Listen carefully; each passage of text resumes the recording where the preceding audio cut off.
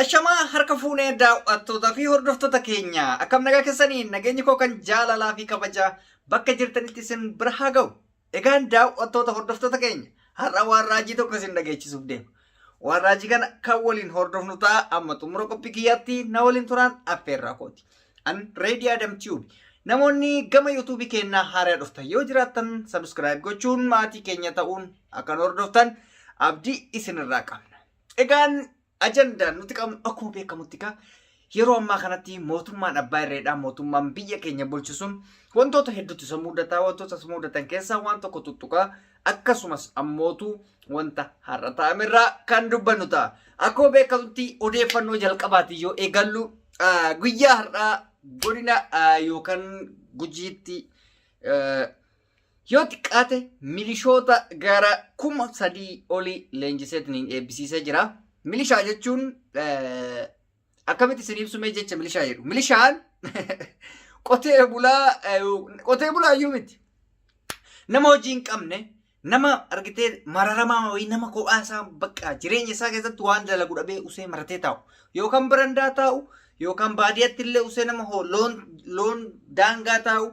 Nama bakka ofirraa baa argitee nama akkasitti leenjifama. Milishaatti hin beektan. Namni milishaa hin beekne jiru. Mee ganda keessanii milishaa jiru yaadadhaa. Nama akkamitti? Nama gowwaadha milishaan. Mana keessan keessa yookaan naannoo keessan keessa eenyu akka milishaa ture sammuu keessan keessa oofa nama gowwaadha. Kana jechuun maal jechuudha? Mootummaan kun poolisii miliyoona 10,000 leenjisee, federaala 10,000, liyyuu hayilii 10,000, poolisii oromiyaa leenjisee wanti hundi harkaa faalla'ee jira. Diina heddummaate.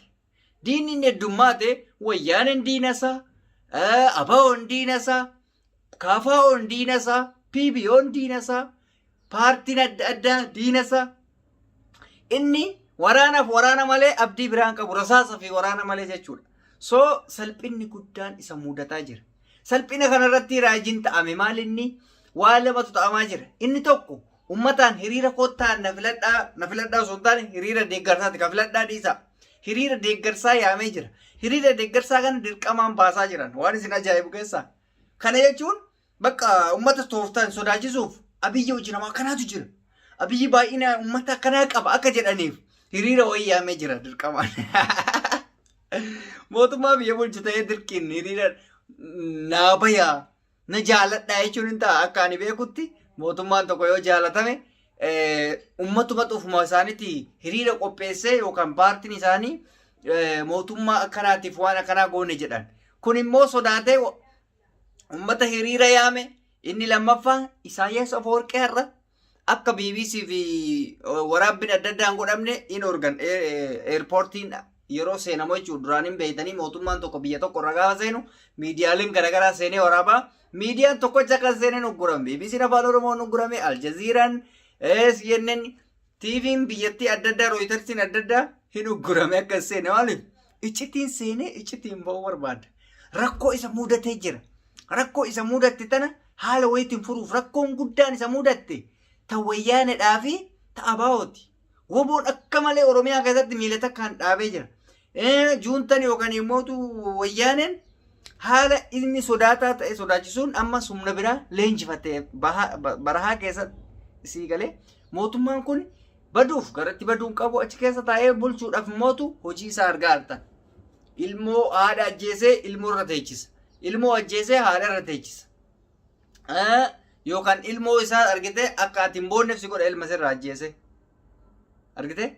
So kanaaf muddamni isaan keessa jiran cimaan kana fakkaataa hunda caalaan ka garaana nyaate. Hunda caalaan nama lama garaana nyaate. Namni garaana nyaate mootummaadhaa fi maali milishaadhaa fi poolisii oromiyaati. Milishaan gaafa asii fiigatiin woboo balleessinee dhaqu odoo lafarra fiiguu bootti immaan isaa karatti hambisa woboo biraan ga'u achumatti dadhabee hafa. Warri poolisii oromiyaa kun immoo xiqqoo ji'a jaawaan leenji'aniif inuma dhaqan. Gaafa achi dhaqan fincaan ofii qabachuu dadhaban. Maqaa ofii himachuu dadhaban. Salphina guddaa laal. Namni akka nama gootaa laphee dhiibee waan snaayiparii harkaa qabuuf waan yookaan immoo bireenii harkaa qabuuf argitee isa malee namni hin jiru itti fakkaate qajeela fiigee gara uummata wobootitti. Gaafa achi gawwoo osoo inni gara fuulduraatti fiigu duubaan marsan. Kan abbaan gara dhufeen beeyi. Cululleedhaan jajjabeen jechuudha. Ka sodaata akka hin qabne. kaleenjii furguggaatu ka jarri xiyyaara fi makiina furguggaatu jarri lafumurra furguggaatee akka bofaatitti martee qabdi jechuudha. Gaafsan maqaan keenyu eessaa dhufte yoo jedhaniin afaan tagooliidha akka waan Israa'el waaqaa gabbo'ee marra bukaa jedhuuni akka waan argitee gaafa namni yoo du'e si gaafatanii afaan wasii dhuusan milishaa fi poolisiin Oromiyaatu wayita woboo argitu afaan isii bantee hafti.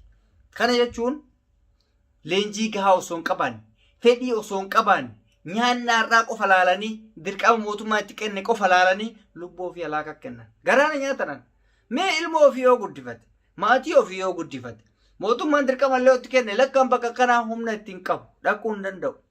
Yookaan ani siyaasaan barbaadu daldaladhee jiraachuu barbaade wanti mootummallee sin tokko bar dirqamaan mootummallee isin ergu sobdaniitiniin gizee woboo bira geettan dirqamaan ergamneettan malee namni dirqamaan isin ergu hin jiru. Fedha keessaniif yoo achi dhaynee injifannee galle waa arganne jettanii haafoftanii uummata obboleessa keessan irratti baatan jechuudha.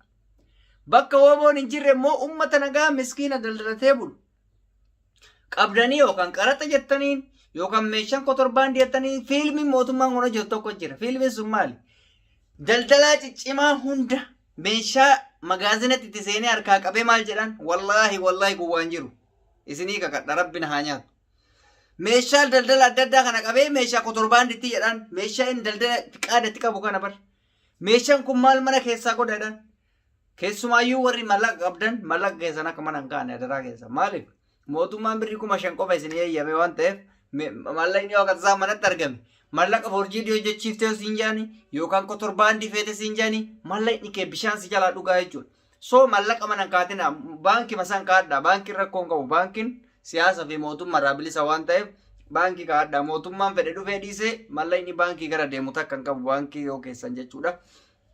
Kana waan ta'eef waan akkasiitirraa of eegaa milishaallee warri milishaa argite milishaan gowwaadha. Dubbiin beeku waan ta'eef si dabarsaa afaan jala dubbattiin gorsi yoo dandeesse.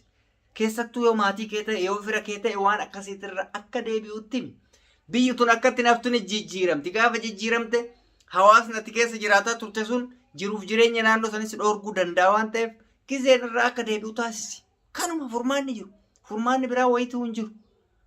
Kun immoo dhugaa jiru isin hundi keessanuu tilmaama. Mee namni milishaa hagas baay'atu yoo xiqqaate hanga ammaatti milishaa 400 yoo leenjee godina Oromiyaa qofatti. Naannoo Oromiyaa qofatti milishaa 400 caala. Ji'a ja'an baa akkuma isin argitan uffata wannoo marga fakkaatu gaararraa fakkaatu tokko diratanii. Poolisiin homaayyuu miti bar milishaan damoosallee qabu bar waan isin ajaa'ibu keessa bilaashuma sibiila hambaa qabatee dhaabbate wanni inni fayyadu yoo jiraate sibiila baadhatee deemu san deemee woboota rakkabuu. Sibiila baadhatu san poolisillee taate makiinallee yoo qabatanii deeman woboota rakkabanii deebi'u bu'aan isaan qaban yoo jiraate kanumaa fi kana qofa. Kan kanarraa hafe bu'aa biraa takkan argina. Takka mee maal buustan? Woboo kan boojitanii hagammaatti biyya amansiistan. Kijiba. Dogongoraan guyyaa tokko bichaa mungkin basaasa ta'e akka tasaa ta'e gara gujii kanatti woboo namoota gara 20 olii nyaatanii jiranii. Mungkin isaayyuu akka tasaatitti yoo adamanii argatan malee hin argatan jechuudha woboo takkaa arginee hin beeyu. Gizee san garuu akka tasaatti argatan. Jechuun guyyaan nama qaballee beektaa gootummallee feetoo qabaatte guyyaan akka tasaa dagguusi qabdee waan taateef guyyaan san akka itti qabatan mooji guyyaa san qofa gochesuu kaneessaa gootte bilisiginnaan kasanirraa hafe dandeettii woboo itti waa godhu tasallee hin arganne carraa akkasillee hin argattu jechuudha. Kanaaf uummanni keenya of beekaa. Hayyoota keessa cinaa dhaabbaddaa gurratti kennaa wal dhageessaa filannoon dimokiraatawaa jedhamaa jiru kun illee wanni jiru wayiitu hin jiru kijiba. Mootummaan sobee fakkeessaa jira malee dantaa filannoo takkallee hin qabu. Akka barbaadetti biyya bulchee akka barbaadetti aangorra turuu barbaada. Nuti hundumaafuyyuu Oromoo bilisoome fi Oromoo walabaa hayyoota keenya dhaadhaa baafachuu barbaanna. Kanarratti ciccine hojjechuudha qabna walitti himnaan malee. Mootummaan badaa hojjetu badooma isaa itti himna badaan hojjenne taanaan nu dantaa aangoo hin qabnu. An aangoo fi miti kan iyyu. Aangoo abiyyoo bu'ee an dhaqee hin qabadhu kan abbaan kiyya dhaqee hin qabatu. Wanta warra Oromoon barbaadu san tunuu qabata jenneeti. Isinii galee kanaaf iyyana malee dantaa aangoo namni qabu takka hin jiru. Hayyoota keenya hidhaadhaa baafachuu Oromoon bilisoomsuu gaafiin Oromoo deebi'u kanaaf iyyana. Namni waan biraa seetan yoo jiraatan nuti dantaa biraa hin qabnu jechuudha. Siyaasa adda oofuu fi miti. kun dhaamsa keenya obboleeyyan keenya. Egaan daawwattootaa fi hordoftoota keenya Unready Adam TV turtiin har'aaf isin waliin godhe isa kana fakkaata. YouTube channel keenya haaraa yoo taatan subscribe gootanii maatii keenya akka taatan abdii isinirraa qabna. Fayyaanutaa guyyaa gaarii.